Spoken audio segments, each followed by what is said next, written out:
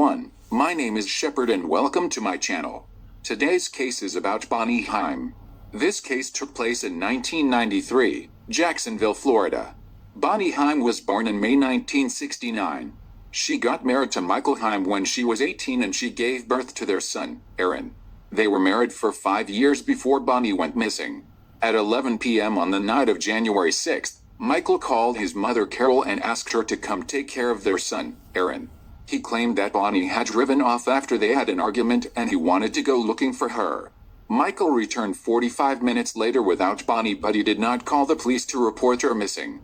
The following morning, Michael called in sick at work and he still hadn't contacted the police. Bonnie and Michael worked together at Michael's and Evans Construction Supply Company. The night before, Bonnie returned home from work around 7:30 p.m. Later that night she planned to stop by Evans to finalize plans for a co-worker's baby shower. But around 8:30 p.m. she called Evan and told her that she wasn't going to make it. Evan said during that phone call, Bonnie was crying and she seemed upset. Bonnie said that her and Michael had gotten into an argument and that she talked to her in the morning. When Bonnie failed to show up to work on the morning of January 7th, Evan was very concerned. She suspected that something had happened to Bonnie. Bonnie was reported missing, and the police started the investigation by questioning the people closest to her. Many people believe that Bonnie willfully abandoned her husband and son. Even her own father believed this to be the truth.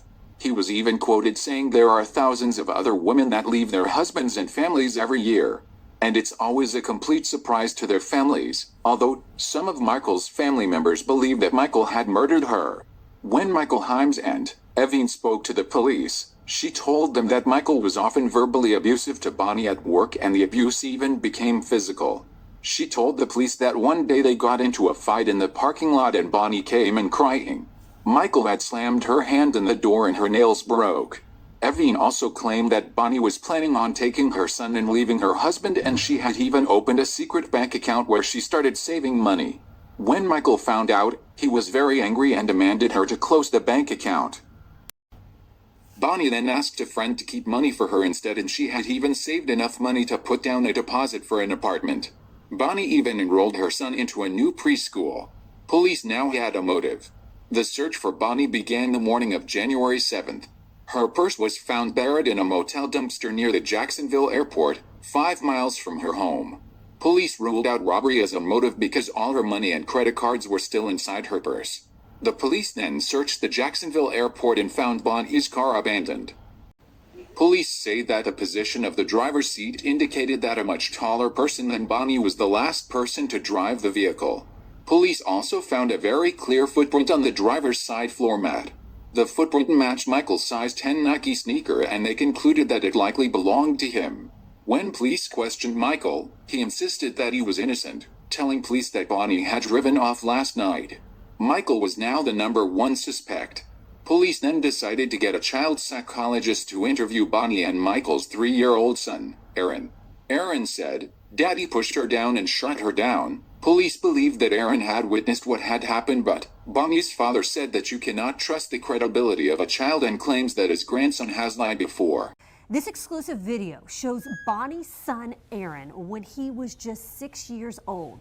His social worker and foster mother here questioning him about drawings that he's made and things that he said about his father hurting his mother. This is a clip of the social worker back then reading what he wrote. My dad killed my mom. Then he threw the pocketbook away in a different place, somewhere near our house in a dumpster. He buried my mom. We digged it, the hole. Evan was quoted saying, "I think that Michael did something to Bonnie. I think her son was there, and I think he's seen exactly what happened. I think he witnessed his mother's murder." Bonnie's father said, "I'm not saying that I'm 100% convinced that Mike is innocent. I haven't seen any evidence that convinced me he's guilty. His behavior and general attitude convinces me that he's not guilty. I refuse to give up hope that Bonnie is alive until we get some proof, some evidence, that Bonnie is dead." Police believe that Michael may have had an accomplice, someone who picked him up after he left Bonnie's car at the airport and also helped to dispose of his wife's body. But the police had no evidence against Michael and no more leads, and the case went cold. After Bonnie disappeared, Aaron was placed in foster care. When Aaron was 3, he drew a picture of his mom being shot in the stomach. When he was 6, he asked his adoptive parents if they could go searching for his mom, and they said yes. He then walked into the garage and grabbed a shovel. In December of 2014, when Aaron was 24, he decided he wanted to renovate his childhood home. While excavating the backyard, he found human remains that he believed to be his mother's. When they were tested, they were found to indeed be Bonnie Haim's. A .22 caliber shell was also found near the body, and Michael Haim owned a .22 caliber rifle. He now owns the home where Bonnie Haim was last seen alive.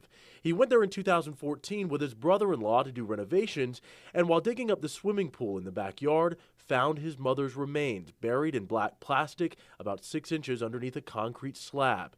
Finding a skull first, he tells the lawyer, "I had it in my hand. Thad had it. We looked back in the hole and saw teeth." He goes on to say, at that point in time, you could actually see the top of the eye socket, and it was like this part of the head, the top half of the head, Fraser said, pointing to his head, then saying, quote, "I set it back in the hole." The public had been aware of the discovery of remains at that home 2 years ago, but until now, it wasn't disclosed that Fraser was the person who found them. He explains he didn't realize what he had found at first, thinking it was a coconut. "I ripped the bag, and I was like," the words I said to Thad was like, "why would somebody bury a coconut in a bag? It looked like a coconut shell." Fraser would later realize it was a skull. Testing by authorities later showed the skull and body remains with it were those of Fraser's mother, Bonnie Haim. Michael was arrested on murder charges in August 2015. More than 2 decades ago, a young mom disappeared. There has always been suspicions that her husband was responsible. Now, all these years later, he is on trial after his son discovered his mother's body buried in their backyard. Now the son is taking the witness stand, testifying against his father. During the trial, Aaron said, "I would ask that Michael get a sentence that would ensure that I do not have to be concerned about ever running into him again. Most importantly, I do not want to ever have to worry about him doing harm to me or to any member of my family. I want everyone to be safe from him. The only way to achieve this is for him to spend the rest of his life in prison." Michael still maintained his innocence, claiming that he loved Bonnie. You would agree, Mr. Haim, that you had the motive to murder Bonnie Haim, correct? I don't think so. You would agree that you would have had the opportunity to murder Bonnie Haim, correct? I wouldn't do anything like that, so That's not my question. My question is, you had the opportunity to kill her if you wanted to, correct? yes. And you would agree that you would have had the ability to do it physically. No, I disagree on that. Really? Yes. Okay. Those guns were yours, right? I've never shot anything with a squirrel with anything. Okay. But you were much stronger and bigger than Bonnie, correct? You're saying shooting her. I mean, that's what you just said. Well, I said 2 things. I said, 1, you had the ability based on shooting her, and 2, you had the physical ability to hurt her severely, ending her life. I would never harm a wife. I understand that you're saying you never would. You had the physical ability to do it. Possibly, I guess, if that's what you say. Mr. Haim, how do you feel after day 1 of the trial?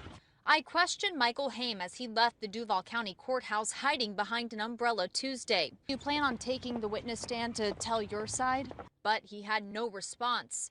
The disappearance of his wife, Bonnie, in 1993 was one of Jacksonville's biggest mysteries.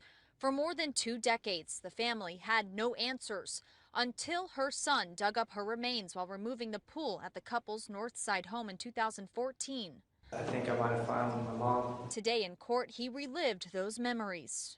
I picked up the coconut object and it ended up being the top portion of her skull. It was the piece of evidence that helped crack this cold case more than 20 years after prosecutors say Michael Haim killed his wife. That was the only thing he could do to stop her from leaving and taking his son. The woman who interviewed Aaron after his mother's disappearance when he was just 3 years old testified in court. She claims the child said his father hurt his mother. Child's age, I tried to gather as much facts as I could, which gave me lots of facts. Haim pleaded not guilty to second-degree murder. It will be up to a jury to decide his fate. Michael Haim was found guilty in 2019 and was sentenced to life in prison. Now, Bonnie's husband, Michael Haim, was found guilty by a jury last month here in Jacksonville. He has been sentenced to life in prison for his wife's murder. Prosecutors say he lived off of his wife's insurance policy after she died for more than 20 years until he was finally arrested. Thank you for watching this video. What do you think about this case? Please don't forget to subscribe for more and comment what cases you want me to cover next.